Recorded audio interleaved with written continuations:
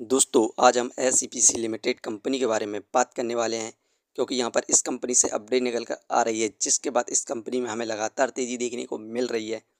और साथ में ही इस कंपनी को हम फाइनेंशियली और फंडामेंटली देखेंगे। इस समय हम कंपनी में बाय सेल होल्ड क्या करना चाहिए और कंपनी का नेक्स्ट टारगेट कहाँ तक जा सकता है, सभी ऊपर बात करने वाले हैं। तो आइए वीडियो को स्टार्ट करते हैं। दोस्तों एसईपीसी लिमिटेड कंपनी का शेयर प्राइस अभी 8 रुपये चल रहा है। आज के दिन इस कंपनी में हमें 1.23% के रिटर्न्स देखने को मिल रहे हैं, जो कि नेगेटिव रिटर्न्स हैं। कंपनी का शेयर प्राइस 8 रुपये 9 पैसे पर स्टार्ट हुआ था 9.15 पर।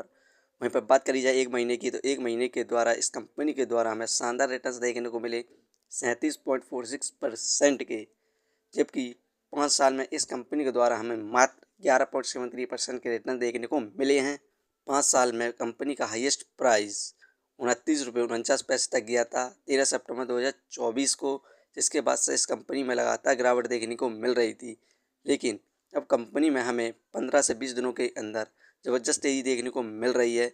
आने वाले 2 से 3 महीने के अंदर इस कंपनी का शेयर प्राइस 12 रुपये के आसपास जा सकता है।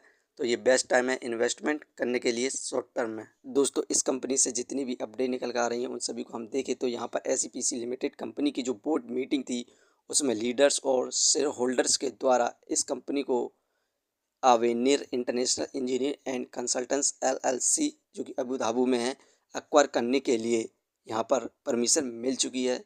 और इसी के साथ ही यहाँ पर SEPC entry into the global oil gas engineer procurement consultant EPC and consulting ecosystem. अब ये कंपनी अपने बिजनेस को यहाँ पर एसईपीसी मतलब कि ग्लोबल ऑयल एंड गैस में भी एंटर कर रही है, अपने बिजनेस को यहाँ पर ग्रोथ में ला रही है। तो हमें फ्यूचर में ज़बरदस्त तेज़ी देखने को मिलने की संभावना है। इस कंपनी के हम शेयर होल्डिंग पैटर्न की बात करें तो दिसंबर में प्रमोटर्स की होल्डिंग इस कंपनी के अंदर 26.53% थी और म्यूचुअल फंड की इन्वेस्टिंग जीरो थी, फिल की इन्वेस्टिंग 0.60% थी। वहीं पर जनवरी में प्रमोटर्स होल्डिंग यहाँ पर इंक्रीज़ हुई है, 27.15% हो चुकी है। ज़बरदस्त इन्वेस्टमेंट देखने को मिली हमें प्रमोटर्स के द्वारा दिसंबर से जनवरी के बीच। यही कारण है कि कंपनी में हमें लगातार तेज़ी देखने को मिल रही है। दोस्तों इसे हम फाइनेंशियली देखें तो दिसंबर में 4 करोड़ प्रॉफिट गेन किया, मार्च में इंक्रीज़ हुआ 10 करोड़ हुआ, जून में प्रॉफिट इंक्रीज़ हुआ 17 करोड़ हुआ, लेकिन सितंबर में प्रॉफिट कम हुआ था 8 करोड़ हुआ था। उसके बाद दिसंबर में इस कंपनी ने अपने प्रॉफिट को इंक्रीज़ किया है 15 करोड़ हुआ।